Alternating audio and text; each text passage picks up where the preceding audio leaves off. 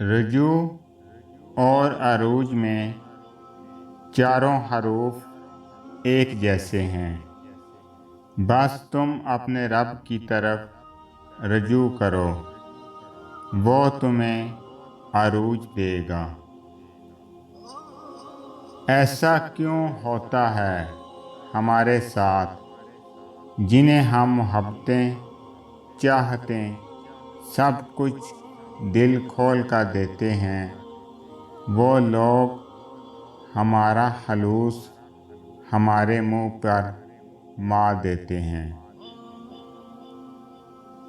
جب ہم کسی دوسرے کی مشکل حل کرنے کی کوشش کرتے ہیں، تب ہماری اپنی مشکل خود بخود حل ہو جاتی ہے۔ اللہ کتنا مہربان ہے نا، بے شک۔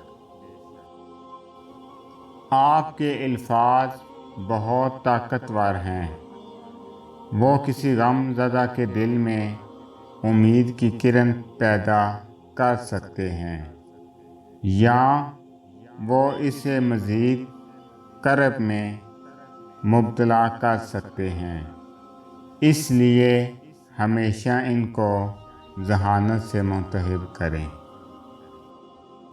دل کی ہر خواہش پوری نہیں ہوتی، بہت سی خواہشات پر بس صبر اور جو ہے اس پر شکر الحمدللہ کہنا پڑتا ہے۔ اپنے دوستوں کو معاف کرنا اپنے دشمنوں کو معاف کرنے سے زیادہ مشکل ہے۔ کچھ تکلیفیں آپ کو اپنے رب کے قریب کرنے کے لیے ہی ہوتی ہیں۔ اللہ کے فیصلے ہماری خواہشوں سے بہتر ہیں، اور پھر جب اللہ راضی ہوتا ہے، نہ تو بات بن جاتی ہے، کام ہو جاتے ہیں، وقت بدل جاتا ہے، زندگی تو ہلکی پھلکی سی ہے، بوجھ تو سارا خواہشوں کا ہے۔ اللہ پاک فرماتے ہیں، سب کو چھوڑ کر اندھا اعتبار کر لو، مجھ پر یقین کرو، میں اپنے وعدوں کا بڑا سچا ہوں۔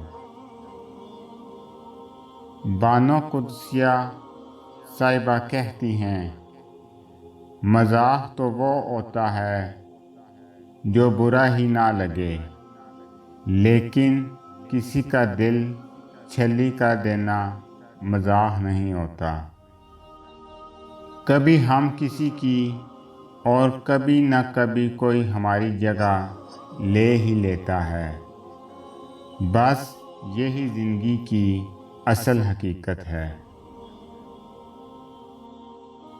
غم مت کریں، جو چیز آپ سے چھن گئی ہے وہ کسی اور شکل میں آپ کو ضرور ملے گا۔ جب آپ پیدا ہوئے تو آپ روئے اور دنیا خوش ہوئی۔ اب زندگی ایسے جیو کہ جب آپ مریں تو دنیا روئے اور آپ خوش ہوں۔ حضرت علی رضی اللہ عنہ نے فرمایا، انسان کے جسم کا سب سے خوبصورت حصہ دل ہے، اگر یہی صاف نہ ہو تو چمکتے چہرہ کسی کام کا نہیں۔ کم تر علم وہ ہے جو زبان پر رہے، اور بلند تر علم وہ ہے جو کردار سے ظاہر ہو۔ تم سمندر میں ایک قطرہ نہیں ہو، بلکہ تم ایک قطرہ ہو جس میں پورا سمندر ہے۔ اگر آپ کو میری یہ ویڈیو اچھی لگے تو میری ویڈیو کو لائک کریں اور زیادہ سے زیادہ شیئر کریں۔ میں اسی طرح آپ کے ساتھ خوبصورت اسلامی اقوال لے کر آؤں گا۔ اللہ تعالیٰ آپ سب پہ اپنا خصوصی کرم فضل فرمائے، آمین۔ السلام علیکم ورحمۃ اللہ وبرکاتہ۔